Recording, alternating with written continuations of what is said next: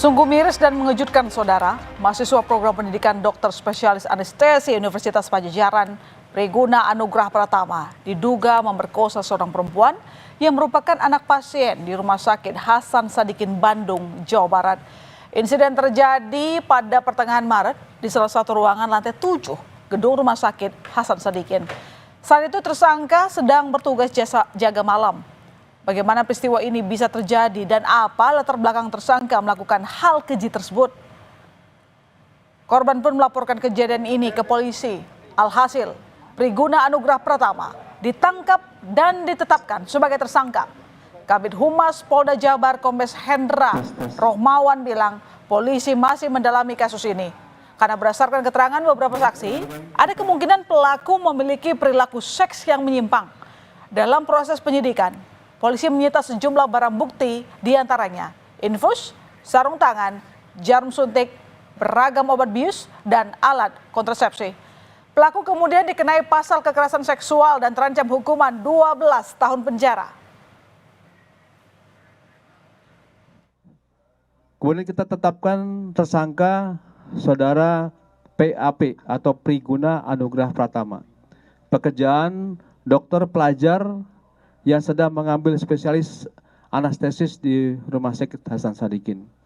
Saksi-saksi, telah dilakukan beberapa acara pemeriksaan terhadap 11 orang saksi. Kasus ini pun mencoreng nama Universitas Padjadjaran. Pihak kampus langsung memberhentikan Priguna Anugrah Pratama sebagai mahasiswa pendidikan spesialis prodi anestesi setelah diduga menjadi pelaku pemerkosaan terhadap keluarga pasien di Rumah Sakit Hasan Sadikin, Bandung. Rektor Unpad Arif Kartasasmita mengatakan pelaku sudah tidak tercatat sebagai mahasiswa dan tidak lagi bisa berkegiatan di kampus maupun di rumah sakit. Unpad juga berkoordinasi dengan RSHS dan polisi agar korban mendapat keadilan. Unpad berjanji akan melakukan pengawasan lebih ketat di lingkungan pendidikan, baik di tingkat spesialis maupun non-spesialis, agar kejadian tersebut tidak terulang. Pemutusan studi bagi yang bersangkutan, karena yang bersangkutan sudah terindikasi dan terbukti walaupun belum dinyatakan oleh pengadilan sudah melakukan tindak pidana, sehingga kami akan segera mengeluarkan dan ada aturan internal di Unpad yang menyatakan bahwa setiap mahasiswa, dosen maupun karyawan yang melakukan tindak pidana akan kami berikan sanksi sesuai dengan peraturan yang berlaku. Rumah Sakit Umum Pusat Hasan Sadikin, Bandung membenarkan pelaku merupakan dokter yang sedang mengambil spesialis anestesi di Fakultas Kedokteran Unpad dan dititipkan di RSUP Hasan Sadikin.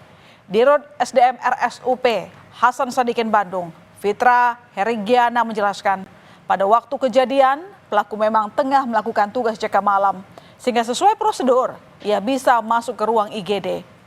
Tapi Fitra memastikan tindakan medis yang dilakukan pelaku terhadap korban, yakni menyuntikkan obat bius saat hendak transfusi darah, adalah tindakan di luar standar operasional prosedur. Di sana itu pada saat jaga itu sebetulnya ada yang pasti ada DPJP, dokter penanggung jawab pasiennya, dan memang ini sudah sesuai dengan SOP dan juga sesuai dengan yang dilaksanakan di rumah sakit. Tetapi mungkin juga dari terduga ini memang melaksanakan di luar SOP itu. Terima kasih. Kementerian Kesehatan merespons kasus dugaan kekerasan seksual yang dilakukan dokter anestesi PPDS Unpad Priguna Anugrah. Wakil Menteri Kesehatan Dante Saxono Harbuwono mengatakan pihaknya telah memberhentikan program PPDS pelaku dengan tidak melakukan status pelayanan medis. Kemenkes juga meminta Konsil Kesehatan Indonesia mencabut surat tanda registrasi dokter Priguna Anugrah Pratama agar tidak lagi mendapat izin praktik. Kemenkes akan menggelar cek kesehatan mental secara massal untuk semua peserta program pendidikan dokter spesialis di seluruh Indonesia. Hal itu dilakukan untuk memastikan kesehatan ataupun mental para calon dokter spesialis dalam kondisi baik dan mengantisipasi kejadian serupa tak terulang lagi. Sementara menghentikan pendidikan spesialis anestesi di Rumah Sakit Hasan Sadikin selama 1 bulan untuk melakukan konsolidasi, untuk melakukan perbaikan, untuk melakukan pengawasan yang lebih optimal. Kemudian juga kami akan melakukan pemeriksaan mental juga untuk para peserta pendidikan spesialis sehingga peristiwa-peristiwa ini tidak terjadi. Tapi kalau dilihat secara keseluruhan, ini adalah peristiwa kriminal murni, tidak berkaitan dengan program pendidikan di mana yang bersangkutan itu sekolah. Lalu bagaimana kasus ini bisa terjadi? Priguna Anugrah ternyata tega memerkosa anak pasien dengan modus pengecekan dan pengambilan darah yang berakhir dengan pembiusan. Pelaku sengaja membuat korban tak sadarkan diri untuk melancarkan aksi bejatnya memerkosa korban. Tindak tak terpuji ini, saudara, terjadi pada 18 Maret 2025 dini hari. Awalnya, saudara, korban sedang menunggu ayahnya yang tengah dirawat di ruang ICU. Saat itu, pasien dikabarkan membutuhkan transfusi darah. Nah, kemudian korban diminta tersangka untuk pengecekan atau transfusi darah. Pelaku kemudian menawarkan bantuan kepada korban agar proses transfusi darah berlangsung cepat dengan mengecek apakah darah korban cocok dengan pasien. Korban pun menyetujuinya. Korban kemudian dibawa oleh tersangka dari ruang IGD ke lantai 7, gedung baru RSUP Hasan Sadikin Bandung yang masih kosong. Setelah sampai di gedung MCHC, pelaku meminta korban mengganti pakaian dengan baju pasien untuk diambil tindakan. Disinilah kemudian tersangka melancarkan aksinya. Pelaku kemudian diduga menyuntikkan obat bius ke selang infus setelah dimasukkan jarum ke tangan kanan dan kiri korban sebanyak 15 kali. Korban yang merasa pusing kemudian tak sadarkan diri. Dan di sini tersangka langsung memerkosa korban. Saat sadar, korban merasakan sakit pada bagian tubuhnya. Menyadari ada yang janggal, korban memutuskan melakukan visum, saudara. Hasilnya diduga korban mengalami kekerasan seksual. Korban dan keluarga pun melaporkan kejadian ini ke polisi. Polisi menyebut pelaku sudah ditangkap dan ditahan sejak 23 Maret 2025. Polisi kemudian menggelar olah TKP kasus pemerkosaan keluarga pasien oleh dokter PPDS di Rumah Sakit Hasan Sadikin Bandung. Olah TKP melibatkan Bidokes Polda Jawa Barat dan Puslapor Polri. Polisi membawa sejumlah berkas dan alat ke dalam gedung Pusat Pelayanan Ibu dan Anak Terpadu tempat olah TKP dilakukan. Polisi terus melakukan penyelidikan dalam kasus ini, saudara, dan ternyata, saudara, jumlah korban pemerkosaan oleh dokter PPDS anestesi Rumah Sakit Hasan Sadikin bertambah menjadi 3 orang.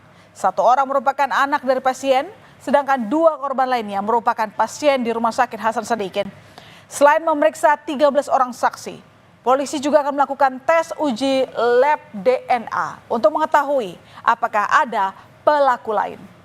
Dan untuk mengetahui perkembangan kasus kekerasan seksual yang dilakukan dokter PPDS, Priguna Anugrah pertama, kita bergabung dengan jurnalis Kompas TV, Fida Alatas, dan juru kamera Andri Iskandar di RSUP Hasan Sadikin Bandung. Fida, bagaimana hasil olah TKP hari ini dan sudah berapa lama dokter PPDS tersebut bertugas di RSHS? Ya, my sister dan juga saudara, tadi olah TKP ini berlangsung selama kurang lebih 2,5 jam, dimulai pada pukul 15.30 dan berakhir di sekitar pukul 18.10.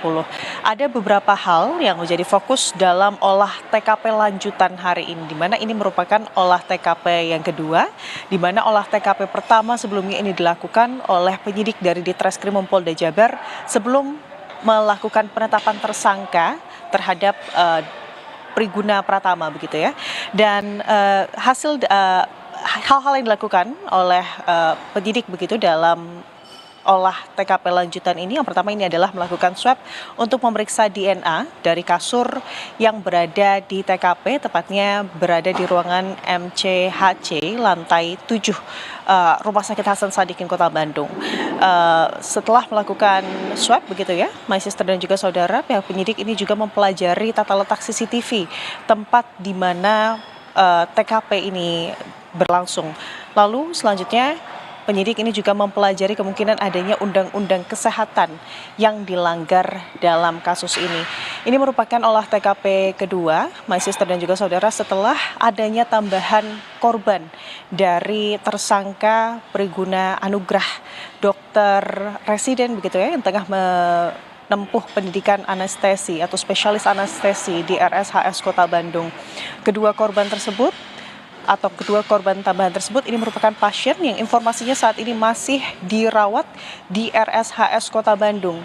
Dan dua korban tambahan ini, my sister dan juga saudara, ini dilakukan kekerasan seksual atau diduga dilakukan kekerasan seksual oleh tersangka sebelum korban pertama ini diketahui atau dilakukan penyidikan, di mana kejadiannya ini pada tanggal 10 dan juga 16 Maret 2025. Tentunya atas dasar tersebut penyidik ini tadi juga menambahkan pasal perbuatan berulang begitu ya bagi tersangka, yang ini akan memberatkan hukuman dari tersangka, my sister. Vida, selain memang polisi membuka posko pengaduan, tetapi apakah polisi juga membuka layanan hotline begitu untuk para korban yang mungkin tidak berani melaporkan secara langsung?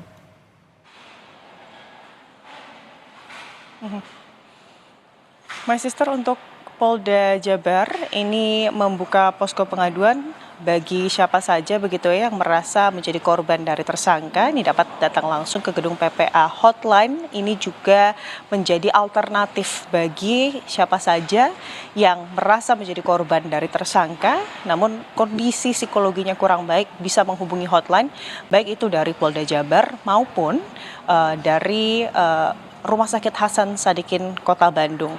Dan tentunya, my sister dan juga saudara, kasus ini terus didalami oleh pihak kepolisian.